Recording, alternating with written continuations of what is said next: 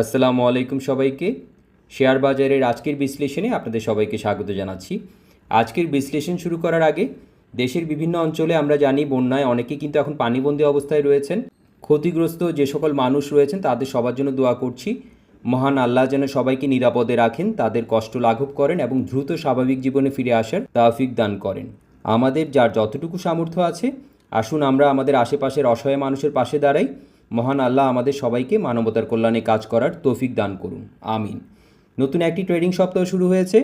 গত সপ্তাহে যে মার্কেট স্ট্রাকচার তৈরি হয়েছিল আজকের প্রথম ট্রেডিং সেশনের প্রাইস অ্যাকশন কি সেই ধারাবাহিকতা ধরে রেখেছে, নাকি মার্কেটের আচরণে পরিবর্তনের ইঙ্গিত মিলছে? আজকের ভিডিওতে DSEX index, daily chart, market breadth, sector rotation, market map, smart money flow এবং আজকে নির্বাচিত 5টি স্টকের চার্ট বিশ্লেষণ করে পুরো মার্কেটের বর্তমান অবস্থান পর্যালোচনা করব আমরা। পাশাপাশি আগামী কয়েকটি ট্রেডিং সেশনে কোন লেভেলগুলোর দিকে সবচেয়ে বেশি নজর রাখা উচিত সেটিও আলোচনা করব। তো চলুন শুরু করি আজকের মার্কেট ওভারভিউ দিয়ে। আজকের ট্রেডিং সেশন বায়ার্সের পক্ষেই ছিল। আমরা দেখেছি ডিএসইএক্স 45 পয়েন্টের মতো কিন্তু বেড়ে 5849 পয়েন্টে আজকে ক্লোজ করেছে আমরা দেখেছি। এর ফলে ইন্ডেক্স এখন দীর্ঘদিনের আলোচিত 5800 রেজিস্ট্যান্স জোনের উপরে অবস্থান করছে। আমরা গত সপ্তাহের শেষ দিনে দেখেছি 5804 লেভেলে কিন্তু ক্লোজ করেছিল। তখন আমরা বলেছি যে এই সপ্তাহে ধারাবাহিকতা ধরে রাখতে পারি কি না। তো প্রথম দিনটি কিন্তু ভালোই গেছে। আমরা দেখতে পাচ্ছি যে খুব একটা ভালো জায়গায় অবস্থান করছে। ক্যান্ডেলের স্ট্রাকচার বিচারে আমরা বুলিশ স্ট্রাকচার পাচ্ছি, ভলিউমের সাপোর্টও কিন্তু রয়েছে। তো এটা আমরা খুব পজিটিভভাবে দেখছি। গত কয়েক সপ্তাহ ধরে আমরা কিন্তু বারবার বলেছি 5800 জোন শুধু একটি রেজিস্ট্যান্স না, বরং এটি মার্কেট সেন্টিমেন্টের জন্য একটি গুরুত্বপূর্ণ সাইকোলজিক্যাল লেভেল। আজ বায়ার্স সেই লেভেলের উপরে ক্লোজিং দিতে সক্ষম হয়েছে। তবে এখানেই কিন্তু সবচেয়ে গুরুত্বপূর্ণ প্রশ্নটি উঠে আসে, এই ব্রেকআউট কি আগামী কয়েকটি সেশনে ধরে রাখবে কি না, সেটা কিন্তু এখানে এখন প্রশ্ন। কারণ শুধুমাত্র একদিনের ব্রেকআউট কখনোই যথেষ্ট না। আমি আগামী কয়েকটি সেশনে 5800 উপরে ধারাবাহিক ক্লোজিং এবং ভলিউম সাপোর্টের দিকেই সবচেয়ে বেশি নজর রাখবো। যদি বায়ার্স এই লেভেল ধরে রাখতে পারে তাহলে ধীরে ধীরে আমরা যেটা বলছিলাম 6000 যে সাইকোলজিক্যাল লেভেল, এর দিকে অগ্রসর হওয়ার সম্ভাবনা আরও শক্তিশালী হতে পারে। আর অন্যদিকে যদি কিছু প্রফিট বুকিং আসে তাহলে 5630 থেকে 5685 জোন আমাদের কাছে এখন একটি গুরুত্বপূর্ণ সাপোর্ট এরিয়া, যেটা আমি আপনাদের সাথে শেয়ার করেছি। আর ডেইলি টাইম ফ্রেমে কিন্তু এখনও হায়ার হাই এবং হায়ার লো স্ট্রাকচার অক্ষুণ্ণ রয়েছে, যেটা আমি আগেও বলেছিলাম। আজকের বুলিশ ক্যান্ডেল কিন্তু দেখাচ্ছে যে বায়ার্স এখনও মোমেন্টাম ধরে রেখেছে। তবে একটি বিষয় মনে রাখতে হবে, মার্কেট কখনোই কিন্তু সরল রেখায় উপরের দিকে যায় না। একটি হেলদি আপ ট্রেন্ডের মধ্যে মাঝে মাঝে আমরা পুলব্যাক এবং কনসলিডেশন দেখতে পাই, এটা কিন্তু স্বাভাবিক একটি বিষয়। তাই আমি এখন প্রফিট বুকিংকে দুর্বলতা হিসেবে দেখছি না, বরং পুলব্যাক এলে বায়ার্স কোথায় পুনরায় সক্রিয় হচ্ছে সেটাই কিন্তু সবচেয়ে গুরুত্বপূর্ণ বিষয় হবে। আগামী কয়েকটি সেশনে প্রাইস বিহেভিয়ার এবং ভলিউম, এই দুই বিষয়ে আমাদের পরবর্তী ডিরেকশন সম্পর্কে আরও পরিষ্কার ধারণা আমাদেরকে দিবে। তো এবার আমরা মার্কেট ব্রেথের দিকে আসি। আমরা কিন্তু দেখেছি অনেক সময় ইন্ডেক্স বাড়লেও ব্রড মার্কেট সেই র্যালিতে অংশ নেয় না। সেক্ষেত্রে র্যালির শক্তি নিয়ে কিন্তু প্রশ্ন থেকেই যায়। কিন্তু আজকের চিত্র কিন্তু কিছুটা ভিন্ন আমরা দেখতে পাচ্ছি। আজকের আমরা দেখতে পাচ্ছি অ্যাডভান্সিংয়ে ছিল 196টি, ডিক্লাইনিংয়ে 154টি, আর 37 ছিল আনচেঞ্জড অবস্থায়। অর্থাৎ অ্যাডভান্সিং স্টকের সংখ্যা এখনও কিন্তু ডিক্লাইনিং স্টকের তুলনায় উল্লেখযোগ্যভাবে বেশি দেখতে পাচ্ছি। এটা দেখাচ্ছে যে বাইং ইন্টারেস্ট শুধু কয়েকটি হেভিওয়েট স্টকে সীমাবদ্ধ নেই, বরং ব্রড মার্কেটও র্যালিতে অংশগ্রহণ করছে। যদিও গত সেশনের তুলনায় মার্কেট ব্রেথ কিছুটা কমেছে, তবুও সামগ্রিকভাবে বায়ার্সের পক্ষেই কিন্তু বাজারে অংশগ্রহণ বেশি রয়েছে আমরা দেখতে পাচ্ছি। যদি আগামী কয়েকটি সেশনে এই ইতিবাচক মার্কেট ব্রেথ বজায় থাকে তাহলে বর্তমান র্যালি আরও শক্তিশালী ভিত্তি পেতে পারে। এবার লিকুইডিটির দিকে তাকানো যাক। আমরা দেখেছি আজকে টার্নওভার ছিল প্রায়, আমরা আপডেটেড ডাটা অনুযায়ী যেটা দেখতে পাচ্ছি 1670 কোটির কাছাকাছি আমরা টার্নওভার দেখতে পাচ্ছি। এটা দেখাচ্ছে যে মার্কেটে অংশগ্রহণ এখনও কিন্তু শক্তিশালী রয়েছে। শুধু ইন্ডেক্স বাড়লেই কিন্তু হবে না, সেই মুভমেন্টের পেছনে লিকুইডিটি থাকাও কিন্তু সমান গুরুত্বপূর্ণ। আজকে টার্নওভার অন্তত এটুকু বলছে যে বায়ার্স কিন্তু এখনও পুরোপুরি মার্কেট থেকে সরে যায়নি এবং বর্তমান আপ ট্রেন্ডে নতুন অর্থ প্রবেশের ধারাবাহিকতা কিন্তু এখনও বজায় রয়েছে, আমরা যেটা দেখতে পাচ্ছি। আর এবার যদি আমরা সেক্টর পারফরমেন্সের দিকে যাই, আমরা কিন্তু দেখতে পাচ্ছি ইন্স্যুরেন্স সেক্টর এখনও তুলনামূলকভাবে শক্তিশালী অবস্থানে রয়েছে এবং মার্কেটের নেতৃত্ব ধরে রেখেছে। এর পাশাপাশি textile, engineering, pharmaceuticals and chemicals এবং ব্যাংকিং সেক্টরে কিন্তু ইতিবাচক অংশগ্রহণ আমরা দেখতে পাচ্ছি। মিউচুয়াল ফান্ড এবং ফিনান্সিয়াল ইনস্টিটিউশন সেক্টরে কিন্তু বাইং ইন্টারেস্ট অব্যাহত রয়েছে, যা বাজারের লিকুইডিটি ধীরে ধীরে আরও বিস্তৃত হওয়ার ইঙ্গিত কিন্তু আমাদেরকে দিচ্ছে। এবার আমরা যদি মার্কেট ম্যাপের দিকে তাকাই, পিকচারটা আরও ক্লিয়ার হবে আমাদের কাছে। আমরা দেখতে পাচ্ছি ইন্স্যুরেন্স সেক্টরের ভেতরে মেঘনা ইন্স্যুরেন্স, ফেডারেল ইন্স্যুরেন্স, ইস্টল্যান্ড, জনতা ইন্স্যুরেন্সের মতো কয়েকটি স্টকে ভালো বাইং ইন্টারেস্ট আমরা লক্ষ্য করেছি। এরপর টেক্সটাইল সেক্টরের দিকে তাকালে আমরা দেখতে পেয়েছি মালিক স্পিনিং, সিমট্যাক্স এবং শেফার্ডের মতো স্টকগুলোতে কিন্তু আগ্রহ ছিল। আর ফুড অ্যান্ড অ্যালাইড সেক্টরে আমরা দেখেছি লাবেলো। এরপরে যদি আমরা আইটি সেক্টরের দিকে তাকাই সেখানে দেখতে পেয়েছি এডিএনটেল, এটা কিন্তু আমরা ভালো দেখতে পেয়েছি। এরপর ইঞ্জিনিয়ারিং সেক্টরে বিএসআরএম স্টিল, তারপরে নাহি। মিউচুয়াল ফান্ড সেক্টরে আমরা যদি দেখি গ্রিন ডোমিনেন্স একদম পরিষ্কারভাবে দেখা যাচ্ছে মিউচুয়াল ফান্ড সেক্টরে, ঠিক আছে। এখানের মধ্যে ABB first mutual fund, AB bank first mutual fund, AIBL first mutual fund, এগুলো কিন্তু আমরা উল্লেখ করার মতো ছিল, এগুলো কিন্তু স্ট্রাকচার ভালো। এরপরে ব্যাংকিং সেক্টরে যেটা বলছিলাম BRAC bank, city bank, NCC bank, এগুলো কিন্তু আলোচনায় ছিল আমাদের ভলিউম লিডার আলোচনায়, কিন্তু আমরা অনেকবার আলোচনা করেছি আমি। এরপর মিসেলেনিয়াসে একটি স্টকের নাম না বললেই না, বাংলাদেশ শিপিং কর্পোরেশন আমরা দেখেছি, হ্যাঁ এটাতে আগ্রহ দেখা গেছে এবং ভালো পারফর্ম করছে, ঠিক আছে, স্ট্রাকচারও কিন্তু ভালো রয়েছে। তো ভিউয়ার্স, আমরা দেখে নিলাম মার্কেট ম্যাপে আমাদের যে কথাগুলো আমরা বলছিলাম সেক্টর পারফরমেন্স এবং সেক্টরে কারা ভালো পারফর্ম করছে, কিছু স্টকের নাম আমরা জেনে নিলাম। সব মিলিয়ে যদি বলি, লিকুইডিটি কিন্তু এখনও পুরো মার্কেটে সমানভাবে ছড়িয়ে পড়েনি, বরং নির্দিষ্ট কিছু সেক্টর এবং লিডিং স্টকে স্মার্ট মানির উপস্থিতি বেশি দেখা যাচ্ছে। আগামী কয়েকটি ট্রেডিং সেশনে এই নেতৃত্ব আরও বিস্তৃত হচ্ছে কিনা সেটিই হবে পর্যবেক্ষণের বিষয়।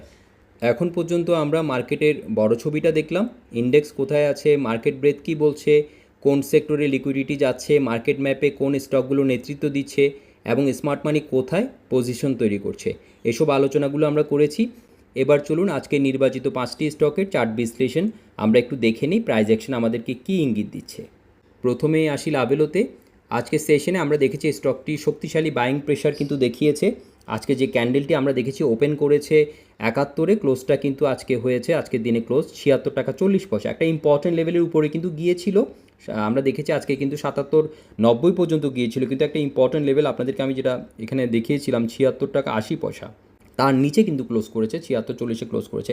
ভলিউম কিন্তু ভালো দেখতে পাচ্ছি, আরএসআইতে মোমেন্টাম দেখতে পাচ্ছি, ইএমএ 2050-র উপরে কিন্তু রয়েছে, ঠিক আছে। তো এটা কিন্তু আমরা ভালো দেখতে পাচ্ছি। এখন আমাদেরকে অবজার্ভ করতে হবে 76-80 লেভেলটা, এটা ভেঙে যদি অ্যাকসেপ্টেন্স তৈরি করতে পারে পরবর্তী একটা ইম্পর্টেন্ট লেভেল হতে পারে 84-60 থেকে 85 লেভেলটা ইম্পর্টেন্ট একটা লেভেল হতে পারে।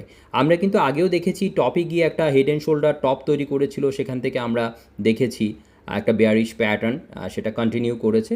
তো আমরা কিন্তু দেখেছি যে টপে গিয়ে একটা head and shoulder top formation তৈরি করেছে, যে কারেকশন হওয়ার কথা, কারেকশন কিন্তু আমরা দেখেছি একটা লম্বা সময় কিন্তু একটা ডাউনওয়ার্ড র্যালি দেখেছি, এরপর ঘুরে দাঁড়িয়েছে। এখন যেটা আমরা দেখতে পাচ্ছি যে এখান থেকে একটা সম্ভাব্য অ্যাসেন্ডিং চ্যানেল হয়তো হতে পারে, একটা সম্ভাবনাটা শেয়ার করছি আপনাদের সাথে। দুটো পয়েন্টের এখানে কিন্তু আমরা কনফার্মেশনটা নিতে পারছি না, এখন দেখা যাক। মিড পয়েন্টের কনফার্মেশনটা কিন্তু অনেকটা আমরা দেখতে পাচ্ছি এখানে, এটার উপরে লাইনটা আরেকটু উপরে যাবে, আমরা একদম এখন কিন্তু পরিষ্কারভাবে আমরা মিড পয়েন্টের যে এখানে রিজেকশন এবং এখানে যে সাপোর্ট হিসেবে কাজ করেছে, সো এটা একটা মোটামুটি ভ্যালিড এখন পর্যন্ত দেখা যাচ্ছে। তো এখন দেখার বিষয় যে এভাবে করে নতুন করে যে আমরা হায়ার লো স্ট্রাকচারটা দেখতে পাচ্ছি সেটাকে সে ধরে রাখতে পারছে কি না, হ্যাঁ, এবং এই লেভেলটা যেটা বলছিলাম 76-80-কে ভেঙে দাঁড়াতে পারছে কি না, তাহলে আমরা এটাকে অবজার্ভ করব। তো এরপরের স্টকটি হচ্ছে ডিএসএসএল। অনেকগুলো ট্রেডিং সেশনে কথা বলেছি, একটা অ্যাসেন্ডিং চ্যানেল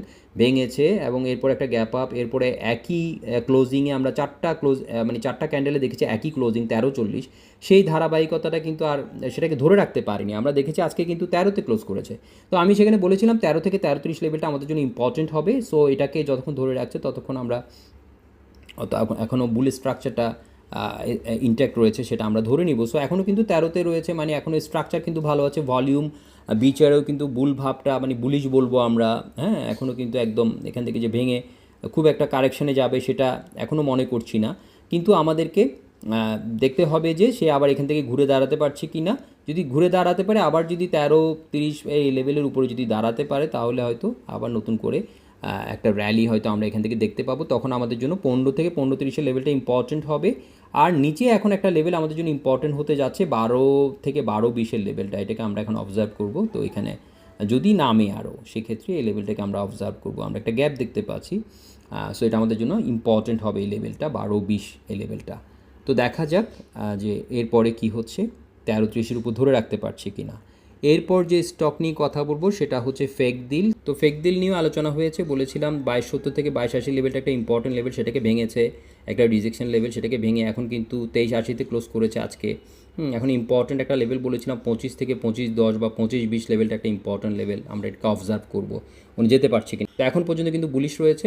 এখন কিন্তু আমরা সাপোর্ট হিসাবে দেখবো 2270 থেকে 2280-র উপর ধরে রাখতে পারছি কিনা, এই লেভেলটাকে আমরা অবজার্ভ করবো। তো এরপরে স্টকটা হচ্ছে এনসিসি ব্যাঙ্ক। এনসিসি ব্যাঙ্কে যেটা বলেছিলাম একটা আপ ট্রেন্ড লাইন, যেটা সেই অনুযায়ী আমরা একটা নিচে একটা লেভেল আমি আপনাদের সাথে শেয়ার করেছিলাম 1380 থেকে 1420 লেভেলটা একটা ইম্পর্ট্যান্ট লেভেল, গত ট্রেডিং সেশনে কথা হয়েছে।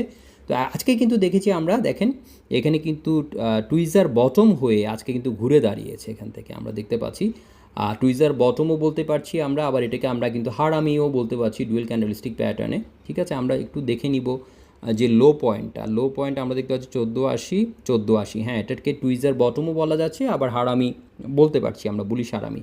তো এখন দেখার বিষয় যে যেটা বলছিলাম 1540 থেকে 1550-এর উপর অ্যাকসেপ্টেন্স আবার নতুন করে তৈরি করতে পারছে কিনা, এটার উপর ভাঙতে পারছে কিনা, এই লেভেলকে ভাঙতে পারলে 1640 আর 1750 লেভেলটা ইম্পর্ট্যান্ট হবে। আর নিচের যে লেভেলটা বললাম সেটা সাপোর্ট হিসেবে আমরা এটাকে ওয়াচ করব। তো দেখা যাক কী হয়। এরপর যে স্টক আজকে আলোচনার শেষ স্টক যেটা, সেটা হচ্ছে AIBL ফার্স্ট মিউচুয়াল ফান্ড। আমরা বলেছিলাম একটা অ্যাসেন্ডিং চ্যানেল, সেটাকে ভেঙেছে এবং অ্যাকসেপ্টেন্স তৈরি করেছে বলবো, কারণ হচ্ছে সেখানে উপরে একটা লেভেলের কথা বলেছিলাম 560, সেটাকে ভেঙে 580-তে ক্লোজ করেছে। আজকে কিন্তু বায়ার্সদের কন্ট্রোলে আমরা দেখতে পাচ্ছি, ক্যান্ডেলটা যদি দেখি ভলিউম সাপোর্ট রয়েছে, মোমেন্টাম ভালো, ঠিক আছে, EMA 2050-র অনেকটা উপরে অবস্থান করছে। এরপর একটা ইম্পর্টেন্ট লেভেল হচ্ছে 660। এখন দেখার বিষয় অতটুকু যেতে পারছে কিনা, গিয়ে কী ধরনের রিয়েকশন দেখাচ্ছে 660-এ গিয়ে। এখন আমরা ইমিডিয়েট সাপোর্ট হিসাবে 560-টাকে আমরা ওয়াচ করবো, এটার উপর ধরে রাখতে পারছি কিনা সেটা আমরা দেখার চেষ্টা করব। এখনও খুবই স্ট্রাকচারগতভাবে অনেক স্ট্রং আমরা দেখতে পাচ্ছি। তো ভিউয়ার্স, আমরা দেখে নিলাম ভলিউম লিডার বোর্ডে থাকা আজকের স্টকগুলো, টেকনিক্যাল স্ট্রাকচার, স্ট্রেংথ এবং উইকনেসগুলো। তো সব মিলিয়ে যদি বলি, আজকে নির্বাচিত 5টি স্টকের মধ্যে লাভেলো এবং AIBL ফার্স্ট মিউচুয়াল ফান্ড যেটা রয়েছে, এই দুটোতে কিন্তু আমরা নতুন মোমেন্টামের ইঙ্গিত দেখতে পাচ্ছি। ফেকদিল কিন্তু এখনও শক্তিশালী মোমেন্টাম বজায় রেখেছে আমরা দেখতে পাচ্ছি। আর DSSL-এ কিন্তু আমরা হেলদি কনসলিডেশন লক্ষ্য করছি। আর এনসিসি ব্যাংক কিন্তু একটি গুরুত্বপূর্ণ ডিসিশন জোন থেকে পরবর্তী ডিরেকশন নির্ধারণের অপেক্ষায় রয়েছে। তাই আগামী কয়েকটি ট্রেডিং সেশনে এই স্টকগুলোর প্রাইস অ্যাকশন এবং ভলিউম বিহেভিয়ার আমাদেরকে কিন্তু পর্যবেক্ষণে রাখতে হবে। তো এবার সংক্ষেপে দেখে নেওয়া যাক আগামী কয়েকটি ট্রেডিং সেশনে আমরা কোন বিষয়গুলোর দিকে সবচেয়ে বেশি নজর রাখবো। প্রথম হচ্ছে DCX কি 5800-র উপরে ধারাবাহিক অবস্থান ধরে রাখতে পারছি কিনা সেটা আমরা দেখব। বর্তমানে ইন্ডেক্স কিন্তু 5849 পয়েন্টে ক্লোজ করেছে, যেটা বলছিলাম এই লেভেলের উপরে ধারাবাহিক প্রাইস অ্যাকসেপ্টেন্স বর্তমান রিকভারিকে আরও শক্তিশালী করতে পারে এবং ধীরে ধীরে 5900 থেকে 6000-এর যে সাইকোলজিক্যাল লেভেলের দিকে অগ্রসর হওয়ার সম্ভাবনা কিন্তু তখন বাড়বে। আর দ্বিতীয়ত হচ্ছে টার্নওভার এবং মার্কেট ব্রেথ ইতিবাচক থাকে কিনা, কারণ একটি শক্তিশালী র্যালি টিকে থাকতে হলে লিকুইডিটি এবং ব্রড পার্টিসিপেশন দুটিই কিন্তু গুরুত্বপূর্ণ।